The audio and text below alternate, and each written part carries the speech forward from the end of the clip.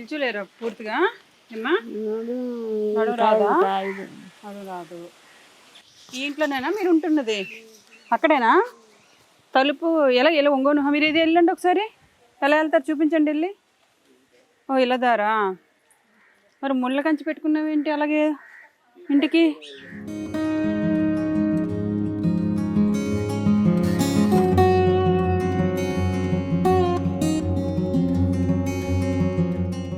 ఆ తాడు మీరే కట్టుకున్నారమ్మా?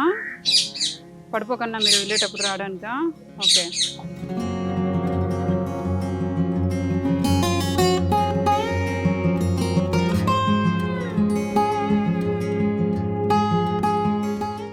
మీ పేరేంటి? కాండ్రేలు ఈరేసమ్మ. ఈరేసమ్మ గారు, ఇది మీకు సొంత ఇల్లేనా? కాదండి. మరి లేదు, నాకు అద్దె. అద్దిల్లు ఎంత? నేను ఉండమని ఇచ్చారు. ఓకే, ఉండమని ఇచ్చారు. మీకు పెన్షన్ వస్తుందా? పెన్షన్ ఎన్నాళ్ళు వచ్చేదండి, ఇప్పుడు రాలేదు. ఎన్నాళ్ళు వచ్చేది? ఎంత వచ్చేది? 6000 వచ్చేది. మరి ఇప్పుడు 4000 కూడా రావట్లేదా? ఏమో మరి ఈ నెల ఇస్తాడేమో. ఓకే, మళ్ళీ 6000 నుంచి 4000 చేస్తారేమో ఒకవేళ. ఎన్ని రోజుల నుంచి మీకు రావట్లేదు పెన్షన్? 3 నెలల నుంచి రాలేదు. ఓకే, మళ్ళీ రూల్స్ ఏమైనా మారాయేమో ఒకవేళ. మీకు సదరన్ సర్టిఫికెట్లో ఎంత పర్సంటేజ్ కొంచెం తక్కువ ఉంటుంది, అందుకని 6000కి అర్హులు కారని 4000కి రాసడానికి మళ్ళీ ప్రాసెస్ మళ్ళీ స్టార్ట్ చేసి ఉంటారనమాట. మీకు ఇవ్వకన్నా అయితే ఉండరు. మీకు పెళ్ళైందా? ఎవరు లేరు. సో సింగిల్ పర్సన్ కిందనన్నా రాయొచ్చు. మరి ఏదో కారణంతో ఆపేరు, కానీ మళ్ళీ వస్తుందిలే పెన్షన్ అయితే. రాకన్నా ఏమి ఉంచరు. ఒంటరిగా ఉండేటోళ్ళు, మీకు ఎలాగో ఆరోగ్యం పూర్తిగా సహకరించలేదు కాబట్టి వస్తుంది. మరి డబ్బులను ఎక్కడ దాచుకుంటారు మీరు? ఆ ఇంట్లోనే. ఎందులో పెడతారు? పర్సులో పెడతారు. మందులు కొనుక్కోవాలి కదా. మందులు వాడతారా? పట్ట పెరిగిపోయిందండి, హాస్పిటల్కి వెళ్ళి చూపించుకోవాలా, మందులు అవి కొనుక్కోవాలా. ఏం బాగోదు మీకు? డాక్టర్ కాడికి వెళ్తే కొవ్వు పెరిగిపోయిందని చెప్పారు. అంటే లోపల మీకు నొప్పి రావటం అలాంటిది ఏమైనా ఉందా, లేకపోతే ఊరికి పొట్ట పెరిగిపోయిందని చెప్పి మందులు వాడుకుంటున్నారా? పొట్ట బాగా పెరిగిపోయింది నీకు, అందుకే నీకు ఆయాసం అవన్నీ వచ్చేస్తున్నాయి, తగ్గించుకోమని. మీకు ఆయాసం అది ఉంది? నడుస్తుంటే ఆయాసం వచ్చేస్తుంది. మళ్ళీ ఏటమాసం తినొద్దు అన్నారు. ఫ్యాట్ పెరుగుతుందని గొర్రె మాంసం ఏం తినొద్దు అన్నారా? వంట ఏం చేశారు? ఇంకా వండలేదండి, కళ్ళు తిరుగుతున్నాయని అలా పడుకుంటారు. ఏం తిన్నారు పోనీ? పొద్దున్న ఇడ్లీ తిన్నాం. మందులు వేసుకున్నారా?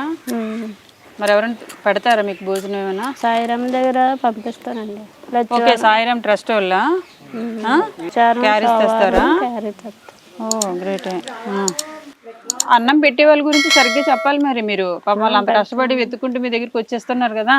చెప్తానండి, వాళ్ళే వేస్తారు. వాళ్ళు ప్రతి లక్షవారం ఏదో ఒక రోజు, సాయిరామ్ అంటే లక్షవారం పెట్టుకున్నట్టు. లక్షవారం సోమవారం 2 రోజులు క్యారీస్ తెస్తున్నారు ఇంటికి, రాత్రికి మధ్యాహ్నానికి. రోజంతా వండుకోకర్లే, ఇంకా మీరు వంట చేయకుండానే తెస్తున్నారు. వర్షం వస్తే లోపలికి వస్తుందా? ఒలుపులు కొట్టేస్తుంది. అప్పుడు ఏం చేస్తావు? అక్కడే ఉంటాను. తలుపులు వేసుకోవా? తలుపు వేసుకున్నాను, తలుపు అంటే నీరు వచ్చేస్తాయి, తుడుచుకుంటాను.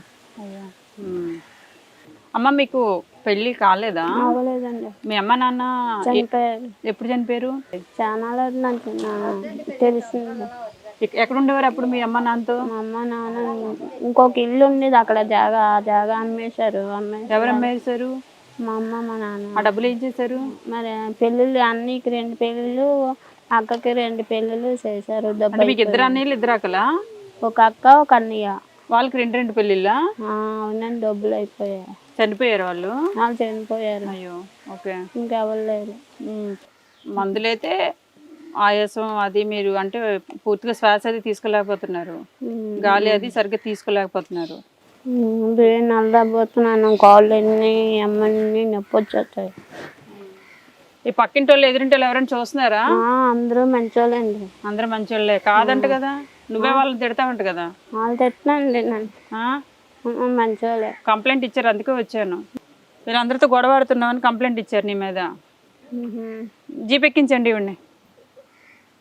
గొడవ ఆడికి సార్ నుంచి అంటే గొడవ ఆడుతున్నట్టే కదా. గొడవ ఆడితే ఏడ్ చేస్తాను, జీప్ ఎక్కించేస్తాను. వెళ్ళిపోతావా? ఎక్కడికి? మీతో వచ్చాక. నాతో రండి రండి.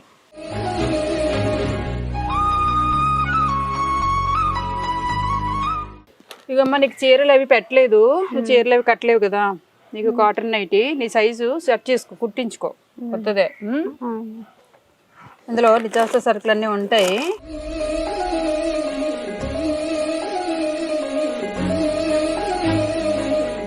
ఇవి 26 కేజీలు బియ్యం భోజనం చేయండి క్యారేజ్ లేనప్పుడు. ఆ సంస్థ వాళ్ళు ఎవరో మంచిగా ప్లాన్ చేసి చక్కగా వంట చేసి మీ ఇంటికి అందిస్తున్నారు. ఆరోగ్యం సరిగ్గా లేని వాళ్ళకి అలాంటి సంస్థలు అభివృద్ధి కలగాలి, వాళ్ళు కూడా బాగుండాలి అని కోరుకోండి అన్నం తినేటప్పుడు. అలాంటప్పుడు కోరుకున్నారనుకో వాళ్ళు ఇంకో 10 మందికి హెల్ప్ చేస్తారు కదా. అన్నం పెడుతున్నారు కదా పాపం, ఎక్కడ పొద్దున్న ఎప్పుడో వంటలు చేస్తారు, అందరింటికి తెచ్చేస్తున్నారు కదా.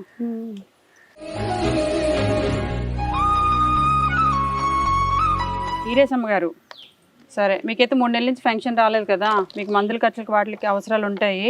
నేను మీకు 10,000 ఇస్తున్నాను.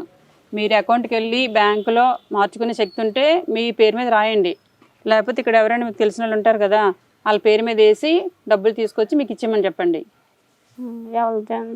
చేయించుకుంటావు కదా 10,000 ఇవి. కూర్చో, నువ్వు లేవలేవు కదా. ఇందా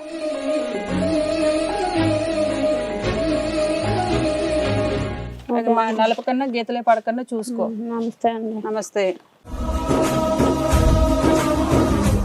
హరిపాలెంలో ఈరేసమ్మ ఇగో ఇప్పుడు పరిస్థితి చూడండి, నడవలేని పరిస్థితి, పరిగెట్టలేని పరిస్థితి, స్లోగా నడవాలి, స్లోగా ఏదైనా పని చేసుకొని ఆరోగ్యం కూడా సహకరించలేని ప్రజెంట్ పర్సనాలిటీ అనమాట ఆవిడది. ఆవిడ ఇల్లు కూడా అసలు చాలినట్టుగా ఒక మంచానికి తప్ప వేరే ప్లేస్ లేదు. ఆ మంచం అలా పైకి ఎత్తి పెట్టించారు, లేకపోతే నడవడానికి కూడా వీలు కానీ, అది కూడా వేరే వాళ్ళు ఫ్రీగా షెల్టర్ ఇచ్చారు. ఇలాంటి దీనస్థితిలో ఉన్న ఆమెకి మరి కొత్తగా ప్రభుత్వాలు మారినప్పుడు రీసర్వే కింద పెన్షన్లు కొంతమందిని ఆపేశారు.